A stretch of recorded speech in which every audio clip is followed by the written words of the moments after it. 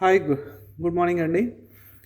ఇప్పుడు నిన్న ఐ బొమ్మ నిర్వాహకుడు రవిని అరెస్ట్ చేశారు. ఓకే. అరెస్ట్ చేశారు, బానే ఉంది.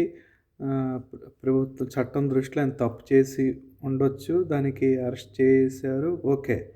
బట్ ఇలాంటి సిట్యుయేషన్ రావడానికి గల కారణాలేంటి?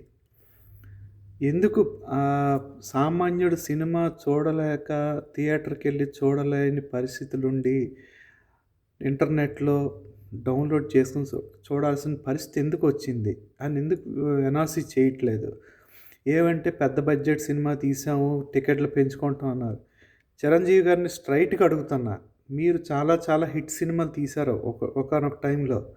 ఆ టైంలో మీరు తీసిన సినిమా బడ్జెట్ ఎంత? చిన్న హీరోలు తీసిన సినిమా బడ్జెట్ ఎంత?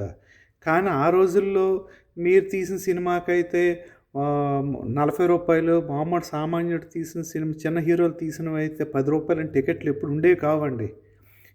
ఏ సినిమా అయినా, చిరంజీవి సినిమా అయినా అదే రేటు ఉండేది, బాలకృష్ణ సినిమా అయినా అదే ఉండేది, నరేష్ సినిమా అయినా ఒకటే ఉండేది. కానీ ఇప్పుడు ఎందుకొచ్చింది? అప్పుడులో ఇంత ప్రైవసీ లేదు. ఇంత పైరసీ లేదు. ఎందుకు ఇప్పుడొచ్చింది? ఆ పరిస్థితి ఇప్పుడు ఎందుకొచ్చింది? దానికి కారణం మీరే. దోచుకుంటున్నారు. ప్రభుత్వానికి ట్యాక్స్‌లు ఎగ్గొట్టి బ్లాక్ మనీని వైట్ చేసుకోవడానికి మీరు చేస్తున్న ప్రయత్నంలో ఇవన్నీ వస్తున్నాయి. అంటే సొసైటీని ఇలా పాడు చేయడానికి మెయిన్ కారకులు ఈ పెద్ద పెద్ద హీరోలు, ఈ పెద్ద పెద్ద డైరెక్టర్లు, పెద్ద పెద్ద నిర్మాతలు. అది.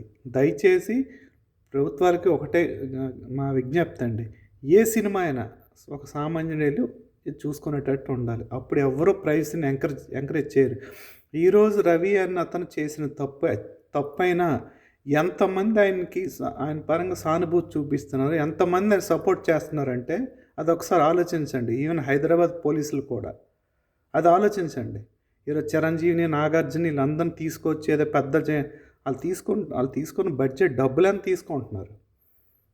ఎవరి కోసం తీస్తున్నారు సార్? ఏమైనా సొసైటీకి ఏమైనా సంఘసేవ చేస్తున్నారా? ఇంతంత రేట్లు రూ. 200 టికెట్ని రూ. 800. సామాన్యుడు ఏం చూస్తాడు? ఒక 5 రోజుకి ఒక రూ. 200 కూలికి రూ. 300కి వెళ్ళినాడు ఏ సినిమా చూస్తాడు? అంటే మీరు అనుకోవచ్చు, ఎవరు చూడమంటున్నారు? చూడలేక ఇవన్నీ చేస్తున్నారు. ఇప్పుడు ఎగ్జాంపుల్ మన రాష్ట్రం ఉంది. ఇప్పుడు ఎందుకు ఎక్కడ బయట నుంచి లిక్కర్ రావట్లేదు? ఎందుకంటే అన్ని రకాల లిక్కర్ దొరుకుతుంది ఇక్కడ. మంచి లిక్కర్ దొరుకుతుంది కనుక ఇప్పుడు బయట నుంచి ఇదివరకు గతసారి ఏమైంది? మంచి లిక్కర్ దొరక్క బయట నుండి తెచ్చుకునేవాళ్ళు. అదే ఎప్పుడైనా మనకు అన్నీ అందుబాటులో ఉంటే ఎవడు కూడా ఏ తప్పు చేయడానికి ప్రయత్నించడు.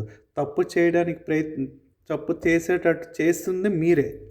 దయచేసి ఎక్కడైనా ఆలోచించి ఈ మెయిన్ హీరోలందరూ మెగాస్టార్ చిరంజీవి గారు మీకే చెప్తానండి.